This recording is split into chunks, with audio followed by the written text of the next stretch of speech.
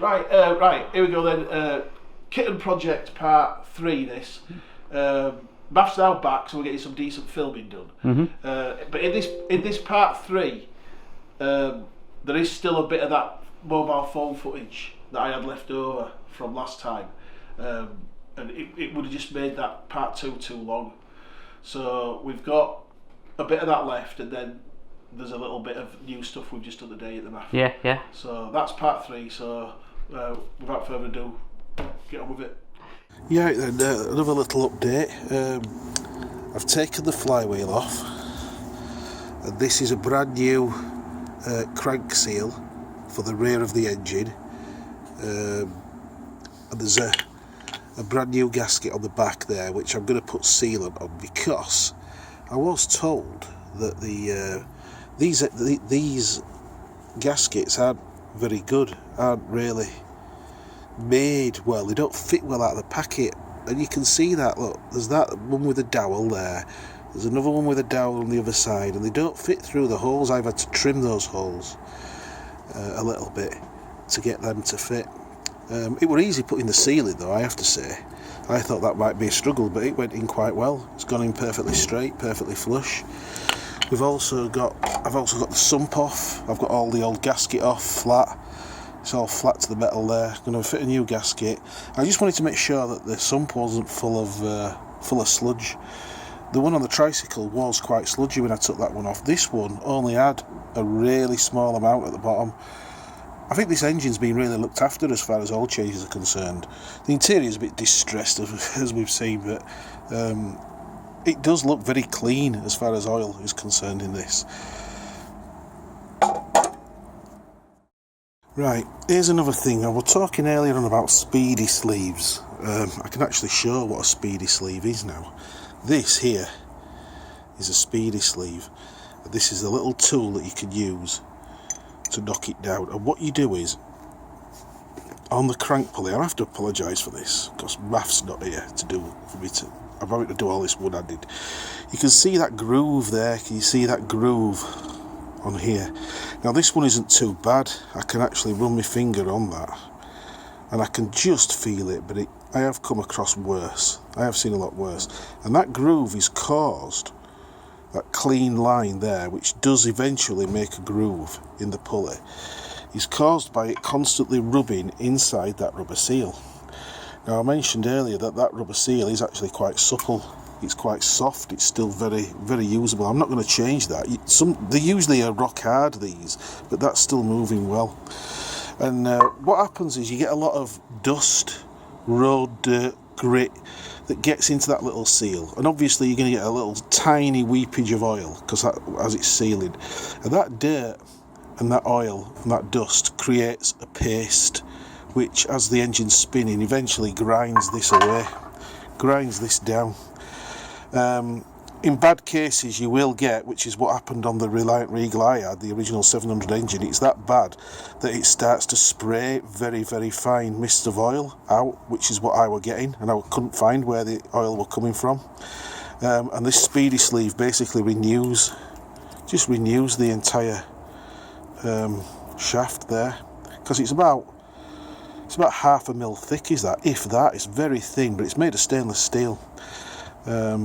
So that just wants knocking onto there, and that'll make that like new, basically. So that's what I'm going to do now. And there we have the sleeve, if it'll focus. And there we have the new sleeve fitted. It's pushed right down to the base there, flush to the base, and basically that now is better than brand new.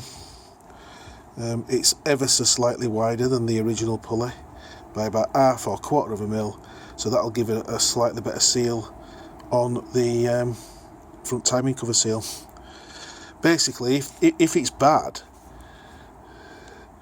if it's bad enough, this leak on here, without renewing this seal, this sleeve, just putting a new seal in your front timing cover is not going to do any good. You can fit a brand new one in there, and that still is only like part of the job, because this is what needs doing. It's this where it's mainly worn. Like I say, this seal is quite supple, it's quite good. Obviously I'm going to clean this front cover up a bit more, but that'll be fine. I'm not going to put a new seal in there, it doesn't need it. I think that's okay, is that? So we'll just put all this back together and we'll get in there. Right, here's something else I've had to do. Well, I didn't have to do it, but I felt like it might be better. You see these washers here? These are just very thin. I think they're 1 inch diameter washers, and I've cut that slot in them so they can go over that woodruff key. And the reason for that, I've put that on there, that basically just pushes the crank pulley out by about 3mm. And the reason for that is because I'll have to put the camera down now. Can't do all this to hand. I'll put the cover back on and fit the water pump, and then you'll see. Right, so here we are with the crank pulley in place, water pump back in. You can just see in there the shiny part of the speedy sleeve in there, look. And the reason I added those washers is because now, look how perfectly that pulley, water pump pulley and crank pulley now lines up. And that's because there's an anomaly in some of these water pumps, early and late water pumps, or maybe slightly different manufacturers. The thickness of this flange here is 3mm more than the old pulley that was on this. And so, or 3mm shallower, should I say, and this was 3mm, it was back further here. It just didn't line up at all. And I have had people say to me, oh, it doesn't really matter, your belt will be okay. I don't like it. I don't like that. They should be properly in line. And so by putting those two washers in there, it's just stuck that out a little bit. Obviously, I'm going to have to do something similar with the alternator when it gets put in. But that shouldn't be a problem. So I just wanted to make sure it all lined up properly. It's reasonably clean now, is this? I've given it a bit more of a clean. Could be better, but we're not going for perfection on this. So. Right, the flywheel is on now. I've put that seal and the cover on behind there with the new crank seal. We've got this, the old core plug is out. It looks reasonably clean in there, and as you saw before, I managed to get the water flowing freely. So I've just put a bit of RTV sealant around. There is a lip inside there. I've just put it around that lip just to make it seal a bit better. So I'm just going to tap this core plug in now. Right, so that's been tapped in cleanly. I used a large socket like this to get it in square to start with, and got it right down onto the lip, the shoulder inside, and then I used the ball of a hammer to knock that in the middle. You're supposed to do that to like make it spread out a bit further and get tighter in the edges. There's no way of knowing if that's sealed properly until we get the engine in. It should be fine. I don't see any reason why it wouldn't be. Use sealant as well, so we'll see what happens. Right, another thing I'm trying to do is make sure that the manifolds match up well with the holes on the cylinder head. Now this is a brand new gasket.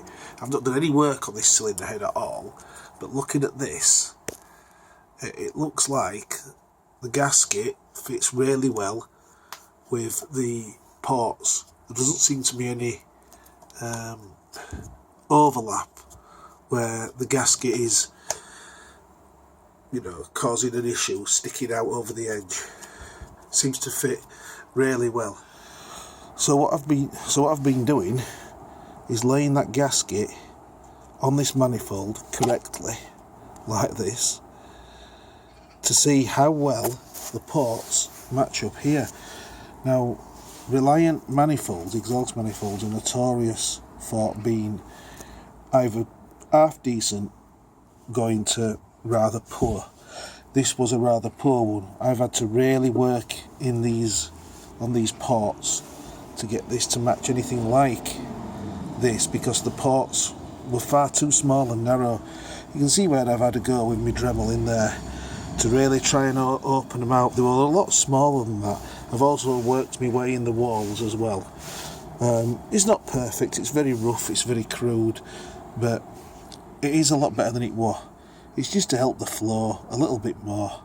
I mean, we're only talking 40 brake horsepower at best out of this engine, so you know we're not doing anything major here. but it's just something that you might as well do,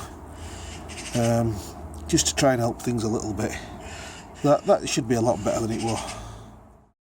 Right then, here we are with the clutch now fitted.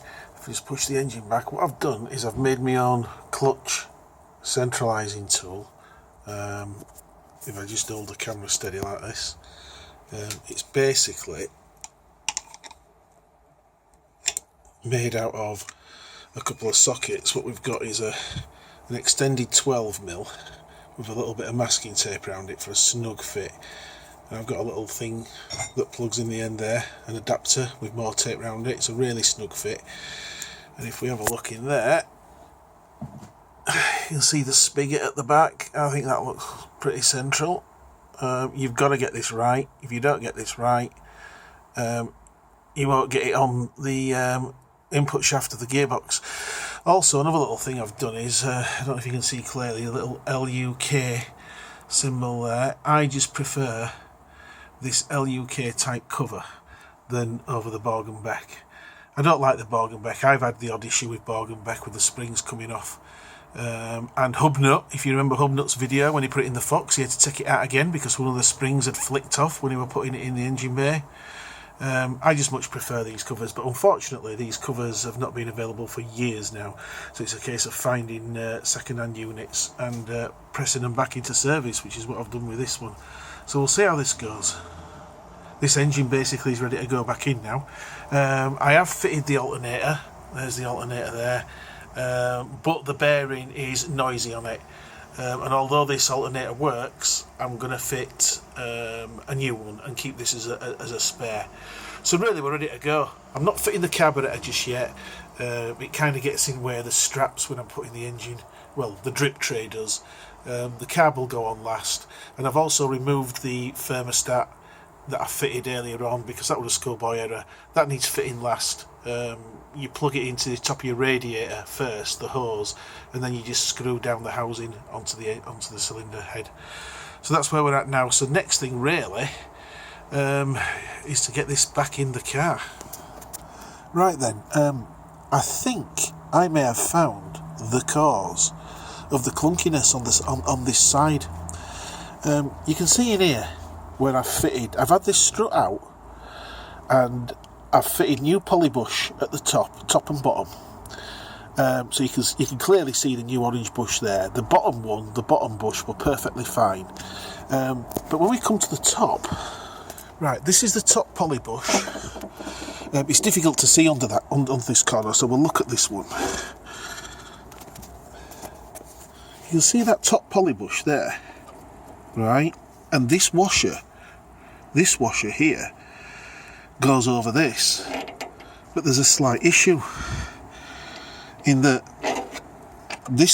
see this very tiny shoulder here at the bottom of the thread. This washer will not go over that. If I take that bush out, look, it only goes that far down. You can hear it.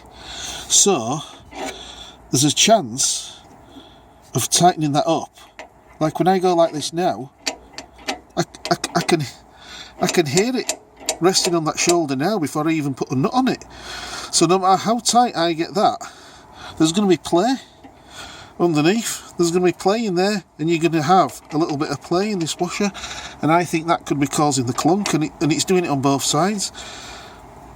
I mean, these washers look like they are correct for this strut, but they don't go over that shoulder, and that to me seems wrong. So I'm going to get some better washers with a slightly larger hole to remedy this problem, because that just doesn't seem right to me. Right, this is the blower unit that was inside the car. Just draws in fresh air from the front of the grille, through the front of the grille for the heater system. These metal pieces here were badly surface rusted on both sides, and I've just basically given them a quick wire brush and a blow over with some Wilco paint. I've blown the whole unit over with Wilco paint. It was held together by half a dozen through these little holes, little rivets, so I had to very carefully grind the ends of the rivets off to get this apart into two pieces.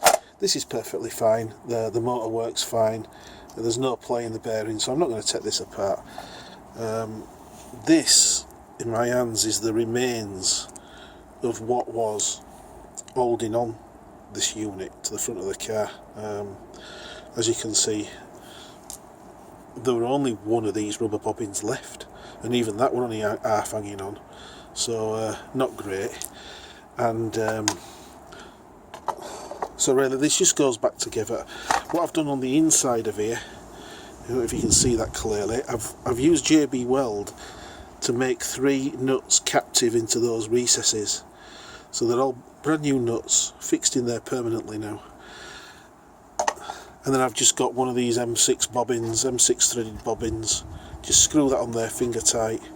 I need a couple more, they're on the way, I've ordered them to go in there, and then that can go back on the car and it'll be almost as good as new. Obviously I've just got some little M3 fixings and nylock nuts to put that back together. I'm not going to the trouble of having that riveted back together, there's just no point. So that's that bit sorted out. Right, I'm going to try and film this now the right way round, seeing Maff has told me that I've done everything vertical, so hopefully this might be a bit better, but I really need to get Maff back for doing some decent video. Right, bit of an update here. You can see I've got my 10-inch wheels now, brand new tyres fitted. When I came to do the backs though, let's have a look at this. So when I came to do the backs, these, because obviously I was going to do the brakes and make sure they were right, but just look at the state of those back plates. I couldn't undo the brake union there. I mean, the thing about Kittens is that everything on the back plate is classic Mini. They've got this weedy little brake nipple here that's quite hard to get to, especially when this lip around the edge is rusted and flared out. The front brakes have got a meatier brake nipple, and the front brakes were not as bad as this, nowhere near like this. The brake adjuster on this, I had a right go at this. This had completely seized. It's a common fault on Minis.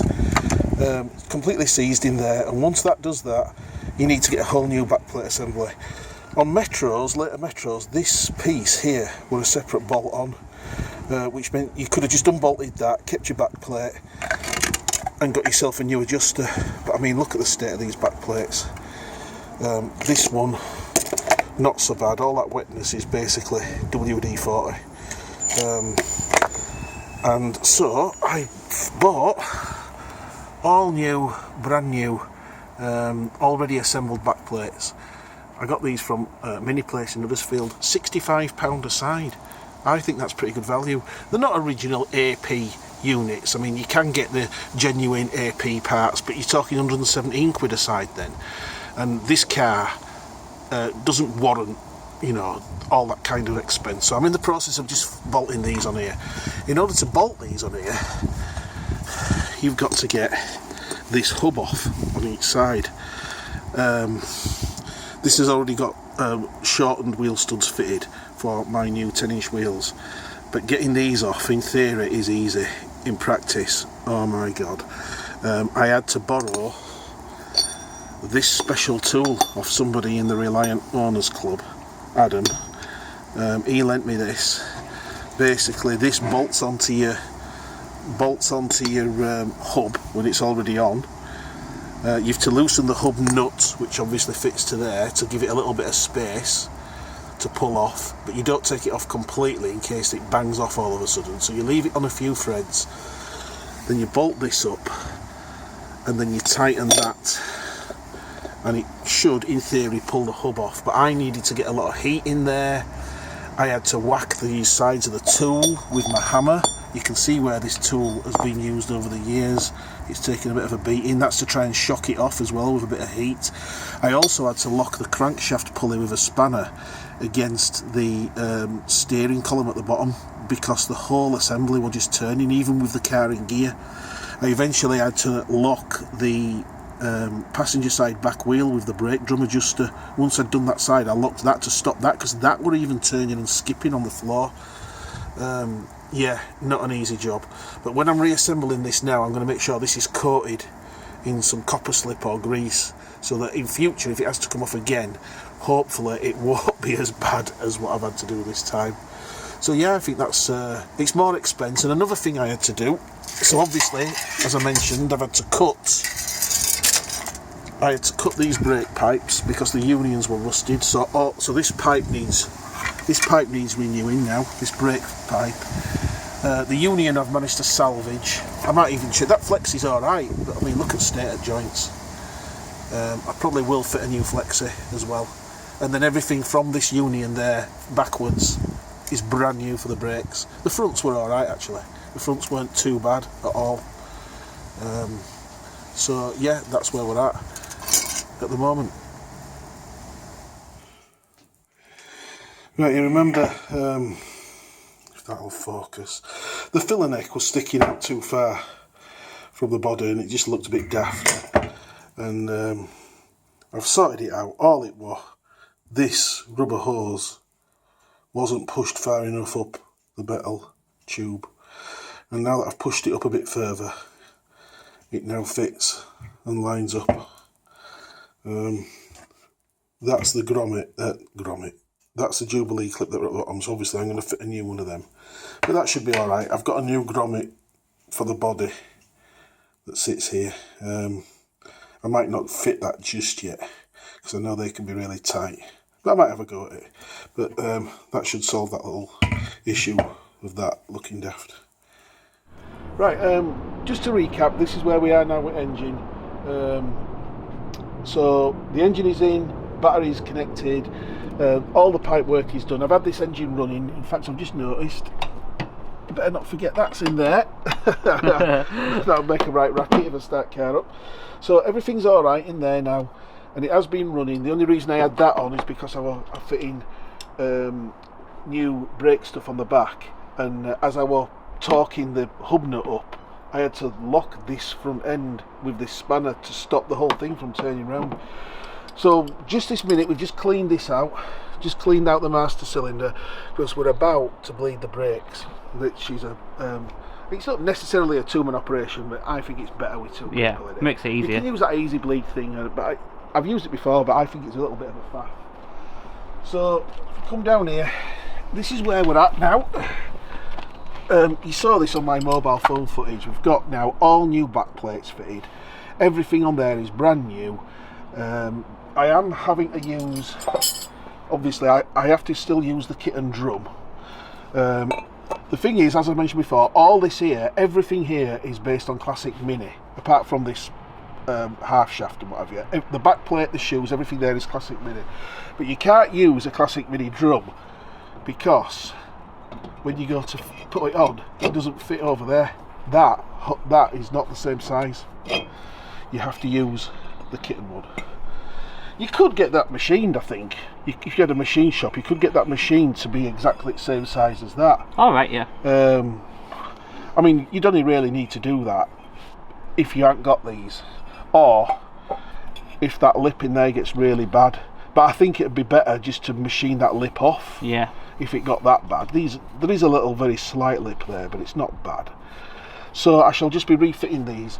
So if you can see in there, I've also had to make brand new brake lines for the rear axle, because these were so badly corroded that I couldn't even get the unions out at the back, and I ended up just having to snip these lines, and I've just made new ones, and I've got a brand new flexi hose fitted. But the original pipes from here to the front, they're all the same. So that's where we're at the moment. So I just need to nip all these unions up here. Need to nip all these up and that, and then we can get on with bleeding brakes. Right. We're bleeding the brakes here. It's an hard operation to try and film, especially at back, because we've got gates closed, haven't we? Yeah. And we've got car on axle stands. So, and you don't want to see us bleeding each nipple. So we'll just do this. We'll just do this one. This is the last one now. Started off with the far passenger side, because that's the longest pipe. Then you move to this other back wheel, next longest. then passenger side front wheel, and then this is the shortest. That's what it says in manual anyway. That's the way to do it. So the back ones were reasonably easy to do because they were all new back plates and new bleed nipples, so everything was free and easy. These front ones, the plates and everything are nowhere near as bad as what the back ones were. But we had to work that to get that bleed nipple. You can see in there, it were quite not seized, but it was stiff. We've had to work at it, and I've got some WD-40 in there, so we're just working it. I'm not going to bother taking it right out, but to that point there should be enough that it's loose to allow fluid to come out. And I'm just working it. I did same with the other front one, so this is the last one to do now. So we just have to hook our thing up. I'm just hoping we get a good pedal after all this, that's all. Yeah. We did have one moment, didn't we, Matt, where turning this car's got a better turning circle than a London Black Cab. We're used in advertising. You can see how well this turns. But when we were just trying to turn it, we couldn't turn wheels right. Couldn't turn wheels. I'm going, why won't they turn? And it turned out to be steering lock. And because I've had a radically a van, and because I've got a tricycle, I'm not used to these mod cons. Steering locks. You know what I mean? What's going on? Surprised we've got hydraulic brakes. So we'll just get this on here. I'm blocking the camera while I do this, but right. Go on then, Matt, give it a few pumps and we'll see how much air comes out of here. 1. Go on, there's bits of air. 2. Go on. 3. It's a one-way valve on end of pipe, so it can't suck anything back. Go on. 4. Right, do you need to top that? You've got to keep master cylinder. Don't let that drop below the bottom, otherwise you just pull a load more air in and just have to start all over again. We haven't used much fluid here, have we? No, not what. Right, go again, and on fourth pump, if I don't see any air, keep it down at floor. Right. And then I'll tighten this up. 1. 2. I can see little bits of air, some very small bubbles. Go on. 4. Do another run. Stop it up. Do another run. Because I did see some little tiny bubbles there.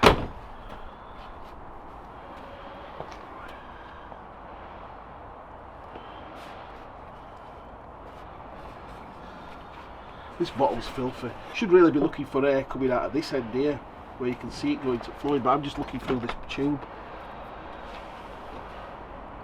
Ready? Yeah, go on. 1. Yeah. 2. 3. Got fourth one, hold it. 4. Hold it. Right, while he holds that, I'm just gonna nip that tight. It's awkward to get in because right, that should be tight enough. Right, that's it, Matt. You let go. And that is all 4 done. I'll just give this a wipe down, so if we see any more fluid afterwards, we know that it's still weeping out for some reason. Right, how does pedal feel now? There's some, it's gone hard. Has it gone hard? Yeah, it's gone hard, yeah. It's not, so it don't drop halfway before going hard? It's going a bit down. A little bit, yeah. I mean, I don't expect it to be absolutely rock solid right at the top. Yeah, but a quarter. Well, that should be all right. I'll have a test myself, but that'll do for now. Certainly, obviously, a lot better than they were. Right, here we are back inside the car. Then you can see dashboard. I've got all the new gauges in now. I wasn't going to bother updating these, but when I went to Bewley, I managed to get this pair quite cheap. And I also managed to get them cheap off Facebook Marketplace. I think I paid 15 quid for a pair there and 15 quid for that pair. And I think that they are the early gauges that Reliant did, but with the chrome rings and the Reliant logo in them, I think they look better than the ones that were actually on this. And that TPI number on there, on the Speedo, is the same one, so it'll be okay. and I've checked that these work. These all work, so that's where we are with dashboard. In here, door cards. Right, let me just decided to make door cards out of this stuff. This is 4mm thick ABS plastic. It's got like a pattern embossed in it, very, very similar to that dashboard. And basically that'll go on here like that. But at the top here, there was another separate trim, and it hooks onto there, hooks onto that bracket there, hooks onto that bracket there, and it's unique to the Kitten. That if you look on the Rialto door, can you see those brackets I've had to make? Oh yeah. On the left and right hand side. Don't know if you can zoom in on them. Yeah. I don't know. Right, I had to make them because the Rialto doors don't have these brackets welded to them. And if we just come to this table here, this part is what goes on there, and it was coated in this brown vinyl. You can see how clean, how bright that vinyl looked when it was new. Look at that. Look how dirty it's gone over years. Anyway, that just peels off because it's only glued round edges and riveted. That peels off, and I've renewed them. It's like Blue Peter, this. Here's one I did earlier, right? So I've retrimmed it in black vinyl. This black vinyl's just something that I had left over when I had that wheel cover made, you know, for tricycle. Oh right, yeah. So I had a bit of I had just enough spare to do the 2 panels. So this then hooks on here like that. Yeah. Yeah. Hooks onto those hooks like that, and then it screws. That screw snapped. I've had to drill into it. It screws into there, and then there's a stainless steel like chrome looking piece that goes across here that covers all that. Oh, look, and that has a lip that plastic tucks into. Right. So it'll look a lot smarter, it'll look cleaner. I mean, it didn't cost me not to do that. It took a little bit of time, it was a little bit awkward. If you look up back here, when I had to glue, make it as neat as I could around these corners, then trim all excess off. But yeah, that's them 2 done. So that's where we are at the moment. This needs to be put in. This plastic just gets tucked up inside, so that if any rainwater gets through those gaps, which it will at the moment because I pulled all the, if you look in here, Matt, oh yeah, all this has been pulled out. It will rivet it inside, and I'll just rivet it again, or I'll glue it, or I'll screw it, as long as the screws don't come through here. It does actually go lower down, does that lip, so the screws will come out below this. So once that's on, water shouldn't really get down there, but any that does will run down the inside of this and then come out through the holes in the bottom of the door. Right.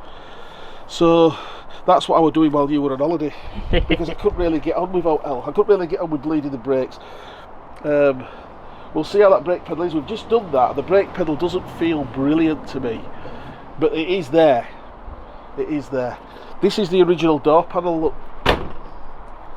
This is the original card, which, to be honest, that vinyl isn't too bad apart from that corner there. Yeah. Right, this is the driver's door, which gets the most hammer. But this is what they're made out of, look. That's like millboard or hardboard, isn't it? Yeah, yeah. And once it gets wet, it just gets wrecked. Yeah. It's all broken away, it's all bent.